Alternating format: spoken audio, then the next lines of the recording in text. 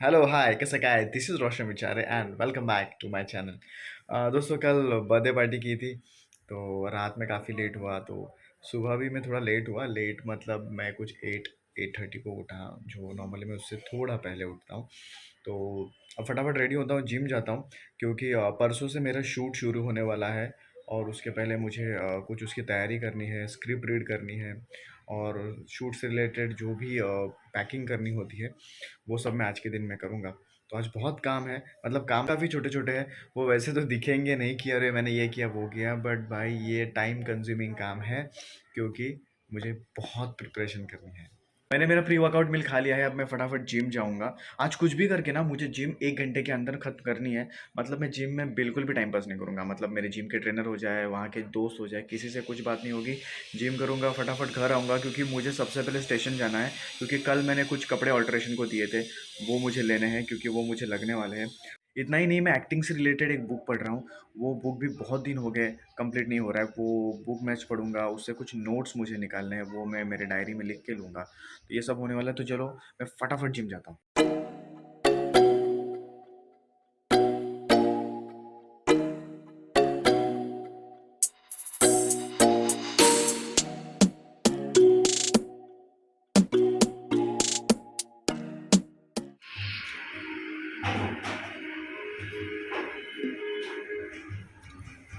Protein shake P लिया है, अब नहाऊंगा। कुछ करने का मन नहीं कर रहा यार, लेग्स काफ़ी दुख रहे हैं। कल मैंने स्ट्रेचिंग की थी आफ्टर लेग वर्कआउट्स, बट यार कल ज़्यादा डीप स्क्वाट्स किए शायद, या पता नहीं क्या हुआ, या स्ट्रेचिंग में कुछ कमी रह गई। बट लेग्स काफ़ी दर्द कर रहे हैं, मतलब स्टेयरकेस चलते वक्त तो आहा, ऐसी हालत थी ना, ऐसा लग रहा था भाई कोई मुझे उठा के लेके जाए यार। मैं आपको एक इंटरेस्टिंग चीज़ दिखाता हूँ। इंटरेस्टिंग इसीलिए क्योंकि वो चीज़ मेरे गांव से आई। चलिए देखते हैं।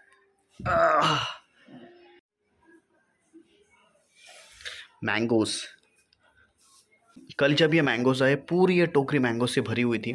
इसमें हापूस है और हमारे गांव के कुछ लोकल आम भी इसमें है, और इसमें है मेरा फेवरेट जैक फ्रूट। ये जैक फ्रूट है और इसमें है काजू। हर दिन मैं खाने में दो दो आम खा रहा हूँ। आम का स्मेल ही इतना अच्छा है ना, मीठा मीठा। बहुत लोग कहते हैं यार आम मत खाओ, गर्मी बढ़ जाती है, हीट आ जाती है, फिर हीट बॉइल्स। भाई बचपन से खा रहा हूँ मैं आम, मुझे कभी कुछ हीट बॉइल्स नहीं आए। मतलब जिनको आते होंगे यार, आपको तो परहेज़ रखना होगा, बट मैं तो बहुत खाता हूँ। और इससे मेरे वेट पे भी कभी कुछ खासा फ़र्क नहीं पड़ा। मतलब ऐसा वक्त हुआ है कि मैंने दिन में 10-10 आम खाए, मैं बाकी का भी खाना मैं रेगुलर खाता हूँ।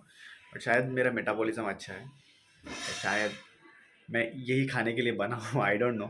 बट इसे खाना मैं बहुत पसंद करता हूँ और इससे मेरे डाइट पे अभी तक कुछ भी फ़र्क नहीं पड़ा है। यार बहुत ज़्यादा बॉडी पेन हो रहा था तो सोचा कि थोड़ा सो जाऊँ, बट ये पंखे का बटन है वो ख़राब हो चुका है, वो चल ही नहीं रहा था बहुत टाइम तक।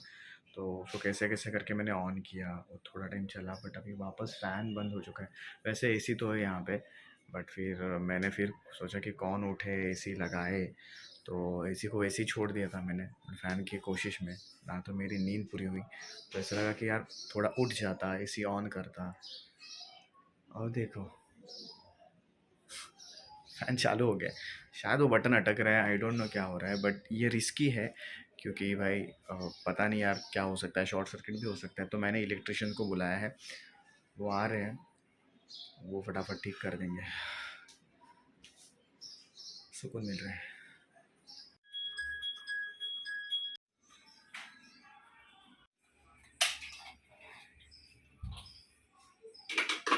परसों से मेरी मराठी फ़िल्म का शेड्यूल शुरू हो रहा है। आप लोग में से जो रीजनल लैंग्वेजेस नहीं देखते, उनको मैं बता दूँ कि मैं एक एक्टर हूँ और मैंने प्रीडोमिनेंटली मराठी टेलीविज़न और मराठी फ़िल्म्स में काम किया है। पिछले 10-11 साल से मैं थिएटर कर रहा हूँ और पिछले कुछ 3 साल से मैं इन फ्रंट ऑफ कैमरा काम कर रहा हूँ, मतलब जैसे मेरी सीरियल्स आना शुरू हुई है। सो गाइज़ वैसे ही मेरी एक नई मराठी फ़िल्म आ रही है, उसका जो मैं शूट कर रहा हूँ। तो उसका ये सीन मुझे मिला है, ये क्लाइमैक्स का सीन है। और इस सीन में क्या होता है कि 5 कैरेक्टर्स हैं और उनमें उनके थॉट की कुछ कॉन्फ्लिक्ट है। वर्बल कॉन्फ्लिक्ट है, क्योंकि एक हाई पॉइंट होता है फ़िल्म का, क्योंकि अभी फ़िल्म खत्म होने वाली है और पूरे फ़िल्म में जो स्टोरी आगे बढ़ी है, उसका निचोड़ अब लोगों के सामने आने वाला है। काफ़ी बढ़िया तरीके से ये फ़िल्म की जो स्क्रिप्ट है लिखी गई है। तो होता क्या है ना दोस्तों कि जब भी हम लोग फ़िल्म शूट करते हैं ना, तो हमारे पास टाइम का लिमिटेशन नहीं होता। मतलब मुझे ये कहना है कि एज़ अ एक्टर मेरे पास पहले से ही स्क्रिप्ट रेडी होती है। जैसे सीरियस में वो नहीं होता, क्योंकि हमें उसी दिन सीन्स मिलते हैं, बट इसमें हमें लिबर्टी मिलती है कि फ़िल्म करते वक़्त हमारे पास पहले से स्क्रिप्ट रेडी होती है।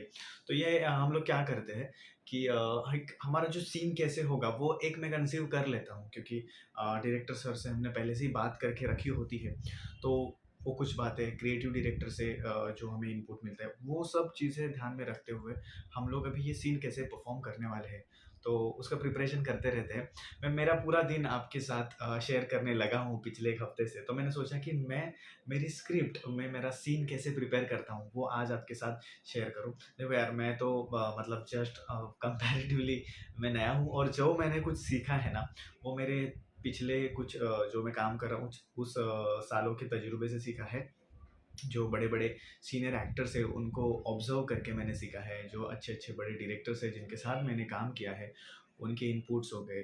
उनके साथ जब भी मैं बात करता था, उन सब बातों को ध्यान में रखते हुए मैंने मेरी ओरिजिनल मतलब रोशन स्टाइल में मैंने मेरी एक प्रोसेस डिज़ाइन की है। तो वो मैं आज आपके साथ शेयर करूँगा। मैं क्या करता हूँ, मैं पूरा सीन पढ़ लेता हूँ, उसके बाद सीन में इमोशंस कैसे चेंज हो रहे हैं, उनमें क्या ट्रांज़िशन आ रहा है, वो मैं पेंसिल से नोट डाउन करता हूँ। और उसके बाद मुझे क्या लगता है कि मुझे इस लाइन पे रुकना चाहिए, यहाँ पे पॉज़ लेना चाहिए।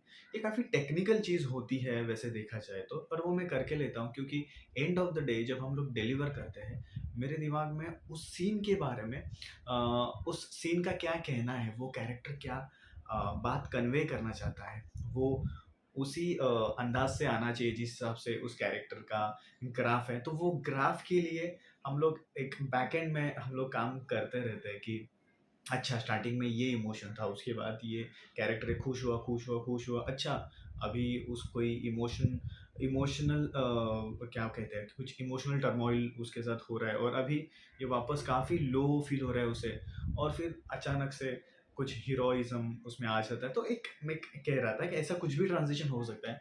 तो वो हमारे दिमाग में फिट बैठने के लिए मैं सिंपल बात है यार, मैं तो पेपर पेंसिल लेता हूँ और सीधा लिखना शुरू कर देता हूँ। तो अब मैं वही करूँगा मेरे स्क्रिप्ट के साथ। तो गाइज़, मेरे पास अभी सिर्फ़ 2 ही घंटे हैं, इसमें मुझे ये पूरा सीन प्रिपेयर करना है। हालाँकि इसमें एक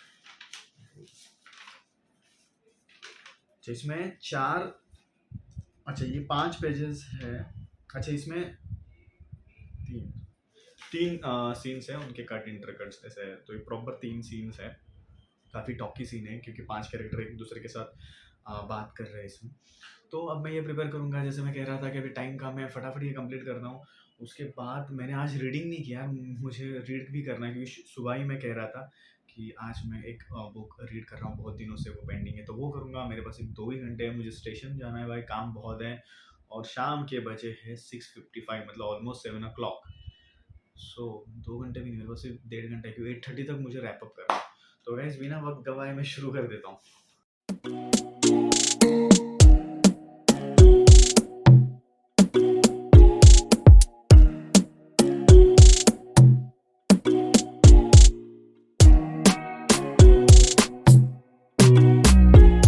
तो मेरी स्क्रिप्ट पढ़ के हो चुकी है, मेरा जो भी प्रिपरेशन करना था वो हो चुका है। तो मैंने कुछ पॉइंट्स बनाए हैं। मैं एक सीन मैं आपको दिखाऊँगा मैंने क्या किया। आई गेस आपको ये दिखाई दे, क्योंकि मैंने पेंसिल से लिखा है।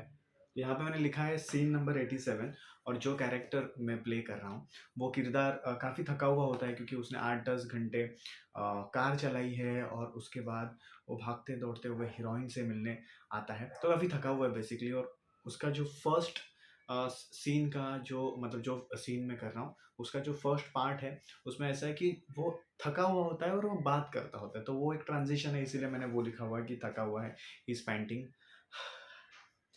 फिर he is searching for heroin, और उसी सब केओस में वो हीरोइन को भी ढूंढता है, मतलब वो थका हुआ है, वो हीरोइन को ढूंढ रहा है, at the same time he is painting. वो साँस ले रहा है और वो बात कर रहा है, तो ये मेरा फर्स्ट ट्रांज़िशन है। सेकंड एक ऐसा है कि जब मैं जैसे जैसे मैं कह रहा था कि 5 किरदार इस सीन में हैं, तो एक किरदार की वजह से इसका जो है मतलब हीरो का जो ईगो हर्ट हो जाता है, तो मैंने वो लिखा है। तो उसके हिसाब से उसकी टोन चेंज होगी, उसकी बॉडी लैंग्वेज चेंज होगी, क्योंकि हीरो जो है वो काफ़ी रिच फैमिली को बिलॉन्ग करता है, तो वो एक इंडस्ट्रियलिस्ट है, तो उसका एक ईगो है अपना, और फिर कुछ लोग वहाँ के उसका ईगो हर्ट कर देते हैं। उसके बाद there is a fight, verbal fight है, कुछ थोड़ी हाथापाई भी उनमें हो जाती है। उसके बाद फाइनली थर्ड जो ट्रांजिशन है उसमें हीरोइन को देख लेता है, क्योंकि उसको बहुत टाइम से वो ढूंढ रहे हीरोइन दिख जाती है, वो इमोशनल होता है, और फिर वो लोग हग करते हैं and like they start crying. और उसके बाद ये जो क्लाइमैक्स का सीन है ये ख़त्म होता है, फिल्म ख़त्म होती है। काफ़ी अच्छी एंडिंग इसमें हमें देखने मिलती है। तो गाइस ये था मेरा प्रिपरेशन। अभी मेरे पास और एक 15-20 मिनट है, और मैं जो कह रहा था, मैं ये किताब पढ़ता हूँ बिकॉज़ बतौर एक्टर, मतलब आप में से कोई लोग जो एक्टर है या फिर जिन्हें एक्टर बनना है, उन्हें मैं कहूँगा कि ये स्टैनिस्लावस्की की स्टाइल ऑफ एक्टिंग पे बुक है। ये मैं पढ़ रहा हूँ, उसका नाम है स्टैनिस्लावस्की एन एक्टर प्रिपेयर्स।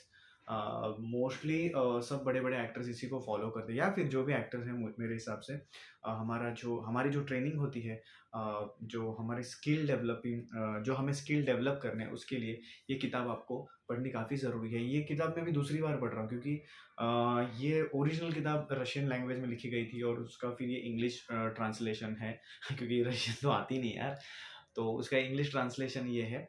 और ये काफ़ी टेक्निकल है यार, मतलब एक एक्टिंग एक क्राफ्ट है, और उस क्राफ्ट को हम सीख रहे हैं, तो उसमें काफ़ी टेक्निकलिटीज़ है। तो उसके पढ़ने के लिए ऐसा नहीं है कि ये फ़िक्शन है कि एक बार पढ़ लिया और बुक ख़त्म। इसको आप जितने बार पढ़ोगे ना आप उसको उतनी बार समझोगे। मतलब मैं ये किताब पढ़ के मेरे खुद के कुछ पॉइंट्स बनाता हूँ। वो डायरी मैंने शायद दूसरे बेडरूम के कबर्ड में मैंने रखी है, तो मैं आपको दिखा था कि मैं मेरे पॉइंट्स लिखे हुए हैं, जैसे मैं इस डायरी में लिखता हूँ। तो अब इसको मैं सेकंड टाइम पढ़ने जा रहा हूँ। इसके और भी मतलब ये एक्टर प्रिपेयर और इसके साथ और 2 बुक्स है, सर टोटल 3 बुक्स का ये सेट है, उसमें से ये फर्स्ट किताब है। मैंने जो मेरी पहली सीरियल की थी, उसके जो डायरेक्टर है, उनके प्रोड्यूसर है संतोष सर, तो क्योंकि उन्हीं के वजह से मैंने मेरी फर्स्ट सीरियल की थी। So thanks a lot sir को, क्योंकि उन्होंने मुझे अपॉर्च्युनिटी दी थी, और उस अपॉर्च्युनिटी तो उन्होंने मुझे दी थी, बट सबसे ज़्यादा मैं थैंक्स इसीलिए दूँगा क्योंकि मैं थिएटर वाला बंदा था यार, मैं थिएटर करता था, मेरी एक्टिंग स्टाइल थोड़ी अलग थी, क्योंकि थिएटर के लिए वो सही थी। बट जब मैं कैमरे के सामने आया, तो उन्होंने मुझे कुछ बारीकियाँ सिखाई, और तभी उन्होंने मुझे कहा था कि इस किताब को आप पढ़ें।